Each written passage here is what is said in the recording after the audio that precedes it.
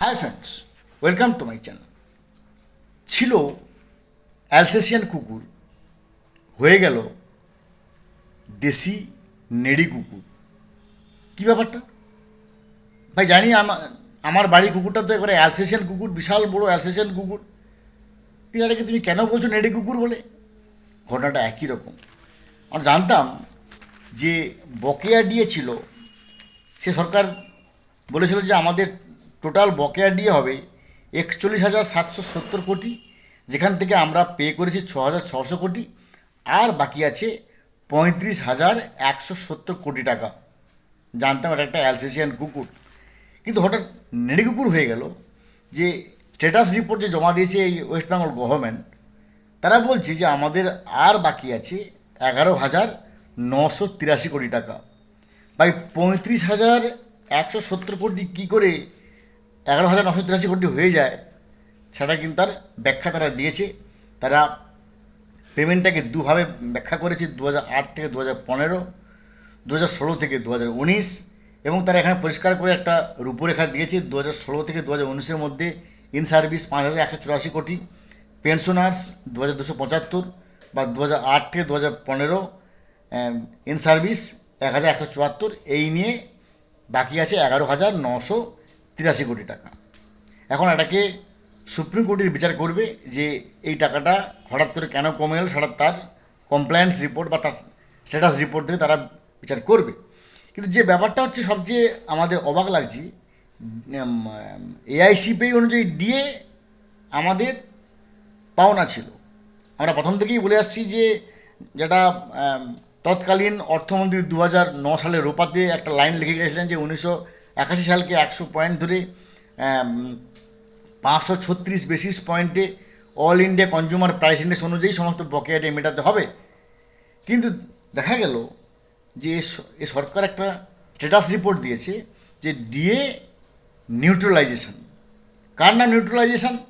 না ভাই, আমি এটাকে স্টেপ বাই স্টেপ খেপে খেপে খেপে খেপে দেবো।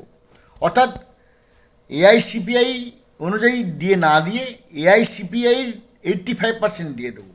তারা বলছেন স্ট্যাটাস রিপোর্টে যে যা দেওয়ার দিয়ে দিয়েছি 100%, এরপরে যা দেবো সেটাকে দেবো ডিএ নিউট্রালাইজেশন সিস্টেমে, এবং সেটাকে 2028 সাল পর্যন্ত খেপে খেপে খেপে খেপে আমরা দেব।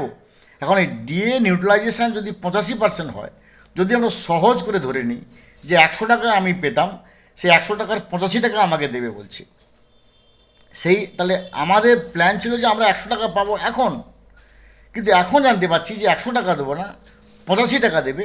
সেই 85 টাকা আবার 2028 সাল পর্যন্ত, 26-এ একটু, 26-এর মাঝামাঝি একটু, 27-এর মাঝামাঝি একটু, 28-এর মাঝামাঝি একটু, 28-এর শেষের দিকে একটু, এইভাবে সেই 85 টাকাকে আমাকে, মানে 85% এআইসিপিআইকে আমাকে দেওয়া হবে 2028 সাল পর্যন্ত। এটার নাম হচ্ছে ডিএ নিউট্রালাইজেশন।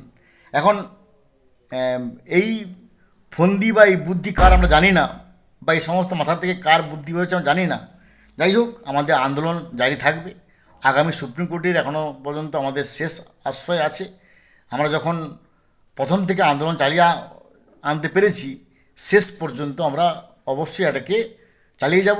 এবং সবচেয়ে বড় ব্যাপার, যে ব্যাপারটা আমাদের মাথায় অবাক লাগছে, সরকার বলছে যে গ্র্যান্টিনেটদেরকে আমরা দিয়ে দেব। কীভাবে? না, ওন ভলিউশন। ভাই, আমাদের নিজের ইচ্ছাধীন আমরা দেব, কিন্তু ওটাকে কন্টেম্পট প্রসিডিংয়ের কমপ্লায়েন্স রিপোর্টে থেকে যাতে বাইরে রাখা হয়, তার জন্য আবেদন করছি। অর্থাৎ কোনো একটা সালিসি সভাতে আমি বলছি যে দেখুন, রামবাবু যে 1,000 টাকা পায়, ও 1,000 টাকা মিটিয়ে দেবো, 1,000 টাকা আমি মিটিয়ে দেবো। ও ভাই, ওটা আমার পর বিষয় রাখুন, আমি 1,000 টাকা মিটিয়ে দেবো। কিন্তু এক্ষুনি যে কাগজে লেখালেখি হবে, সেই লেখালেখিতে যেন না লেখা থাকে যে 1,000 টাকা দেওয়া হবে, আর যেন এটা না লেখা থাকে কিন্তু আমি 1,000 টাকা দিয়ে দেবো, এরকম ব্যাপারটা হচ্ছে।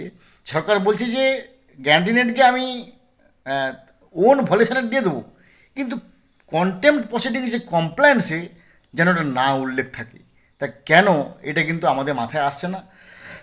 তবে এখনও আমরা বিশ্বাসী মানবিক সরকার, মানবিক মুখ্যমন্ত্রী নিশ্চয়ই ব্যাপারটা দেখবেন, এবং আমাদের ব্যাপারটা নিঃসন্দেহে অত্যন্ত যত্ন সহকারে বিবেচনা করবেন।